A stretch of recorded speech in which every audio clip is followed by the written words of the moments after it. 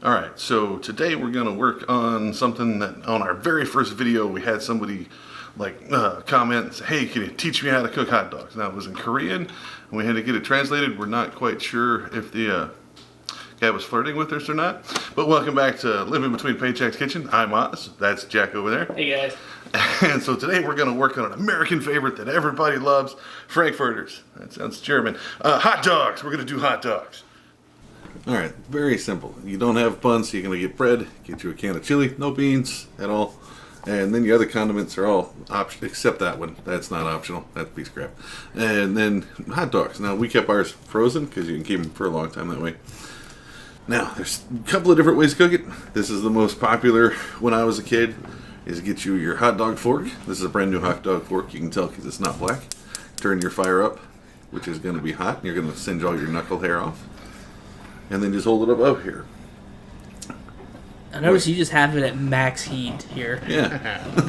well, I'm in a hurry. I'm hungry. I want that hot dog in my belly as fast as possible. You're right next to the fire. Yeah, that's why I put on my fake hand on there, my oven mitt. And you kind of see how it starts to darken on this side. That means I got it too close. Don't put your hand over the thing like I did. Point it with a spoon. But that's where you want to keep it on there, and probably, like 2-3 minutes, as long as you keep it low and slow, right? Yeah. I did it in a hurry. It kind of burnt the outside. Raw inside, burnt outside. Yeah, it wasn't raw. It was a sad hot dog. It was half steamed. But you can kind of tell when it starts getting there, it starts getting rounder on the end. Now, the second one, now this is the one that I grew up with at my dad's house. You boil the hot dogs. So you just get 2 cups of water and heat it up, boil it, right? Now, and then just take your hot dogs and just drop them right in. This is how the street vendors sell their hot dogs. Get that toilet water dog. And you let it boil. Now, when you're done here, right, you see it'll be boiling. These are going to get really round and thoroughly cooked, but I don't like it because I feel they're like blanched out and all the flavors in the water now, and I don't want to just have a big glass of hot dog water to make my hot dog taste better. Now, be sure to keep the water and put it in ice cube trays when you're done. When people don't like come over, you put it in a drink. Now, here you go. Here's the most popular way, is to put it in a microwave. Now, you got to put in flavor holes. Poke, poke, poke, poke, poke. All right? Put them all the way down, and then put it in the microwave. Now, you only need like 20 to 40 seconds at the most. I always put 147 because 7 doesn't get used that much, and I feel sorry for the number. Turn it on, but just keep an eye on it. You're cooking it, right? Now, you'll notice it'll start plumping up, and it'll explode if you leave it in there. You can kind of see how it's starting to bulge out and look all weird, like it's getting radioactivity in it, or microwaves or something.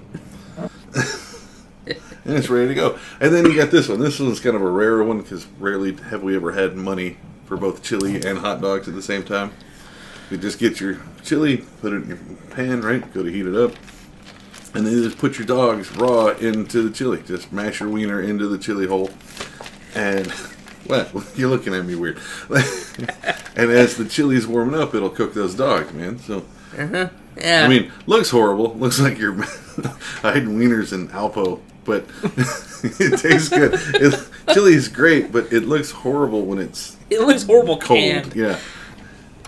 So get in there. Just make sure to keep starting it. Keep the fire really low when you do this, right? Because you don't want it to burn on the bottom, right? And you want those wieners to get wiggled around a little bit, or they'll fall asleep and not get all plump around the edges. Right, now this is the 2 most popular ones, right? This is your hot dog fork and your microwave, and both of them look sad. Right? Yeah. That's just, I'm not a fan of either way of those ways of cooking. That's just how we grew up with it, or what we do now. So there you have a comparison of all of them. You got your wiener fork dog over there kind of burnt, and you got your exploded microwave dog, and you got your bloated round boily dogs, and then you got your chili dogs, which look pretty cool, but they're a bit messy. Now we got a bone to pick. Now, when you go to make a hot dog, you put the mustard down on the bread or in the bun first, and then you put the dog on top of it. No, that's how you get soggy bread, man. No. That's how you get condiment all over the hot dog instead of just on the top of it. Like if somebody gave you a burger and there was only mustard on part of the bread and you just had dry-ass bread on the bottom, you'd be upset. Well, see, when I do so there you go. That's how you cook the hot dogs 4 different ways. Really simple, really easy, and it costs like maybe $4 all total. Mustard on top. And there you have it. how to cook hot dogs. I hope that our viewer, I can't pronounce his name because it was in foreign letters, and I feel ashamed of my educational system. But I hope that's how you enjoyed and how to learn how to cook hot dogs, at a favorite American treat that we got from Germany somehow. The proper reparations in World War One, something. So, see us next time on Living Between Paychecks Kitchen, here Tuesdays and Fridays, or over on Instagram at Living Between, or on Facebook at Living Between Paychecks Kitchen. Until then, like, share, comment here, and we'll see you back.